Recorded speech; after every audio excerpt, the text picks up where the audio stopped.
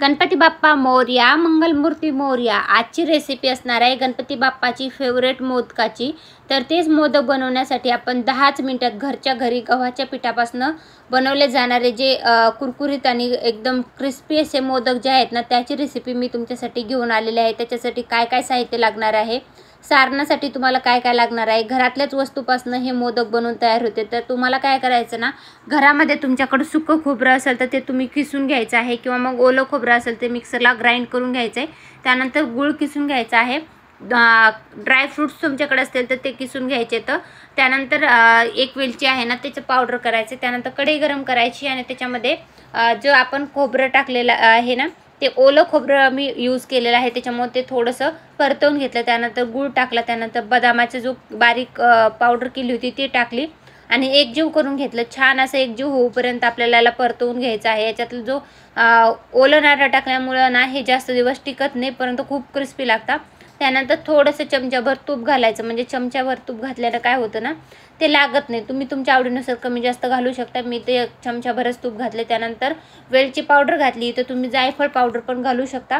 त्यानंतर छान असं मिक्स करायचं. हे जे आपलं सारण आहे ना, तर ते एकदम मस्त असं घमघमीत वास सुटेपर्यंत ते परतवून घ्यायचं. तुपाचा जो घमघमाट सुटतो ना, तर ते एक नंबरच असतो. त्यानंतर काय करायचं नाही, 1 वाटी गव्हाचं पीठ घ्यायचं. त्यानंतर चाळून घ्यायचं. त्याच्यामध्ये थोडंसं चिमूटभर मीठ घालायचं आणि 1 चमचा तूप किंवा गरम तेल घालायचं आणि छान असं मोहन द्यायचं त्याला आणि मिक्स करायचं. त्यानंतर अशा प्रकारे घट्टसर आट्टा बनवून घ्यायचा आणि अशाच प्रकारे हातावरच तुम्हाला पाऱ्या बनवून घ्यायच्या आहेत. म्हणजे तुम्ही बेलण्याच्या साहाय्याने लाटून पण घेऊ शकता पुऱ्यात सारखं, किंवा मग हातानेच पारी बनवू शकता. तर मी तुम्हाला हातानेच बनवून दाखवत आहे. तर अशा प्रकारे हाताने पारी बनवून घ्यायची. त्याच्यानंतर अशा प्लेटिंग करायच्या आणि त्याच्यामध्ये आपण जे सारण बनवलेलं आहे ना, तर ते अशा प्रकारे त्याच्यामध्ये म्हणजे भरून घ्यायचं छान असं. आणि याला पाणी वगैरे लावायची काही आवश्यकता नाही पडत, कारण की हे जे गव्हाच्या पिठाचे मोदक आहेत ना, ते तेलामध्ये फुटत वगैरे काही नाही. फक्त छान असं पॅक करून घ्यायचं पूर्ण मोदक.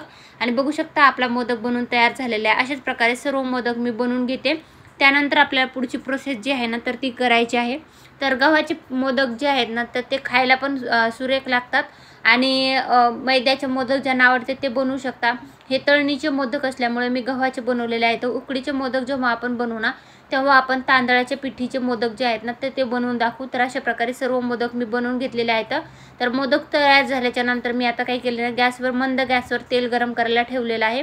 तेल गरम झालं की त्याच्यामध्ये ना मोदक टाकून घ्यायचे. 4 ते 5 मोदक तुमच्या आरामात जेवढे बसतात ना, तेवढे तेलामध्ये मोदक टाकून घ्यायचे. मोदक आहेत ना, ते एकमेकाला चिटकत वगैरे काही नाही आहे. आरामात ते आलटीपलटी होतात. एकदम सोनेरी कलर येऊपर्यंत आपल्याला हे मोदक जे आहेत ना, तेलात छान असे परतवून घ्यायचे आहेत. तर कुरकुरीत असे होऊपर्यंत आपल्याला जे मोदक कसे कळतील आपल्याला की मोदक छान तळलेले आहेत की नाही, तर तेलाचे जे बबल्स आहेत ना, ते कमी झाले की समजून जायचं आपले जे मोदक आहेत ना, ते छान तळून निघालेले आहेत. तर आपल्याला आलटीपलटी करत राहायचं. म्हणजे कुरकुरीत होण्यासाठी थोडंसं मंद गॅसवरच आपल्याला हे मोदक तळावे लागतात. तर छान असे सर्व मोदक मी आता तळून घेते. तर त्यानंतर काय करायचं, एक टिश्यू पेपर वर किंवा मग जे बटर पेपर असतो ना, तर त्याच्यावर हे मोदक जे आहेत ना, ते एका ताटामध्ये काढून घ्यायचे. आणि पहिला मोदक आपल्या गणपती बाप्पाला द्यायचा आणि मस्तपैकी गणपती बाप्पाला छान असे मोदक देऊन आपला मोदक जे आहेत ना, बनल्यानंतर गरमागरम खायचे. खूप क्रिस्पी आणि खूप टेस्टी असे गव्हाच्या पिठाचे मोदक लागतात.